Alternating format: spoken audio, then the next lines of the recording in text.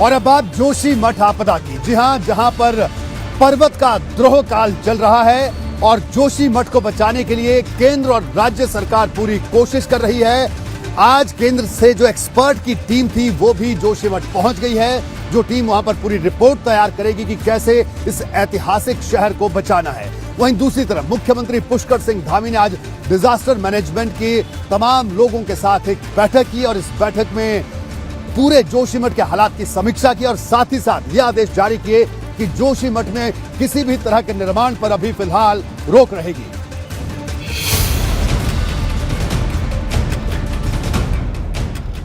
जोशीमठ में पर्वत के द्रोह काल की ये वो तस्वीरें हैं जिसे देखने के बाद हर कोई खौफ से भर जाता है। जगह जगह जमीन में दरारें हैं, सड़कें कहीं फट रही हैं, कहीं धंस रही हैं।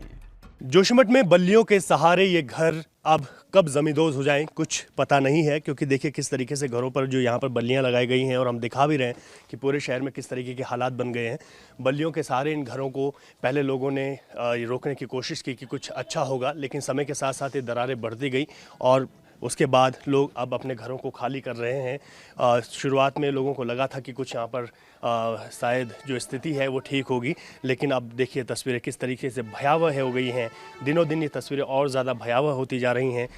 पूरा शहर खतरे की जद में है और लोगों को सिर्फ एक ही चीज का इंतजार है और वो है मदद, वो है खतरे से निजात, वो है अचानक आई इस आफत से निकलने का रास्ता बताया जाना।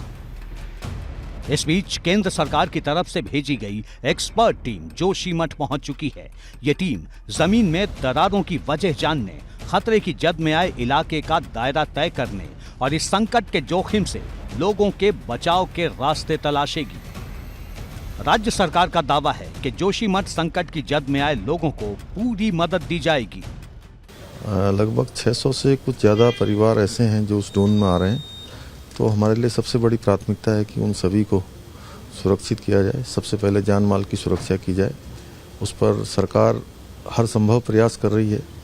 मैं भी स्वयं वहां पर गया था, लगातार मैं भी बात कर रहा हूं। दिन में मुख्यमंत्री धामी ने आपदा प्रबंधन को लेकर बड़ी बैठक की। इसके बाद सरकार ने उत्तराखंड के पर्वतीय शहरों में धारण क्षमता से ज्यादा होने वाले निर्माण के काम पर पाबंदी लगाने का फैसला किया। राज्य सरकार की तरफ से सीएम सचिव मीनाक्षी सुंदरम ने जोशीमठ का दौरा किया और शहर को खतरे के लिहाज से 3 जोन में बांटने का ऐलान किया। जिलाधिकारी जोन के आधार पर ये तय करेंगे कि कौन सा इलाका सुरक्षित जोन है, कौन असुरक्षित और कौन बफर जोन में है। राज्य सरकार ने साफ कहा है कि अगर वैज्ञानिकों की रिपोर्ट में ये बात पुख्ता होती है कि एनटीपीसी परियोजना की वजह से दरारें आई हैं, तो इसे बंद कर दिया जाएगा।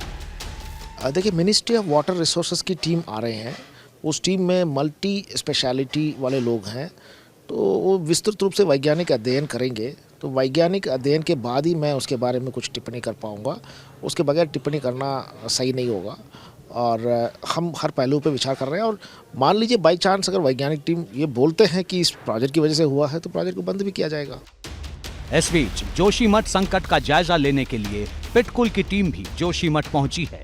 ये टीम बिजली की लाइनों पर होने वाले असर का अनुमान लगाएगी, साथ ही बिजली की व्यवस्था बाधित न हो इसे तय करने के लिए कदम उठाएगी। केंद्र सरकार की जोशीमठ में हर अपडेट पर पैनी नजर है। खुद पीएमओ पूरी स्थिति पर लगातार निगाह बनाए हुए है।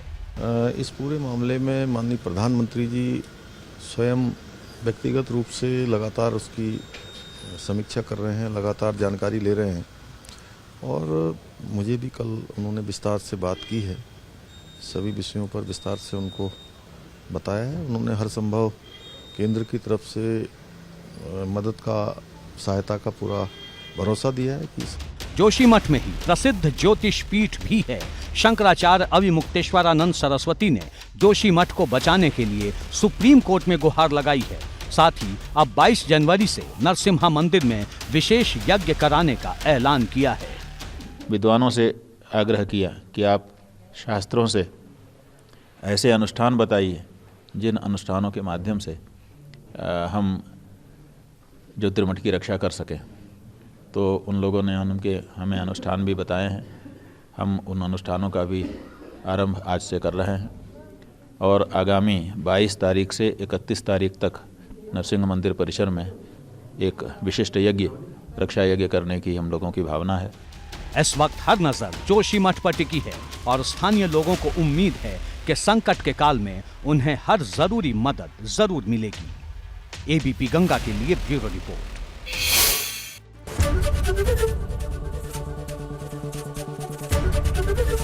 एबीपी गंगा, खबर आपकी, जुबान आपकी।